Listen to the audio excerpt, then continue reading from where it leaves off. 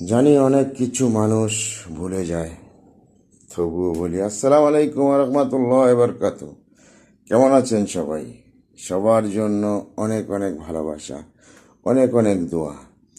জানি আপনারা অনেকে অনেক জায়গাতে ব্যস্ত আছেন।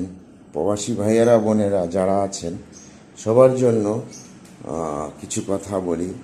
আপনারা প্রবাসে যারা আছেন তারা কেউ কিন্তু কোনো কিছু নিয়ে দুশ্চিন্তা করবেন না।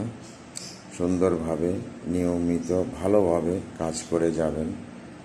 আর একটি কথা বলতে চাই আমি সব ভাই বোনদেরকে, যে যখনই যে কাজ করেন না কেন, যত ব্যস্ত থাকেন না কেন, তার মাঝে আল্লাহ পাক যে আমাদেরকে 5 ওয়াক্ত নামাজ পড়ার যে নিয়মটা দিয়েছে, আমরা যেন সেভাবে 5 ওয়াক্ত নামাজ পড়তে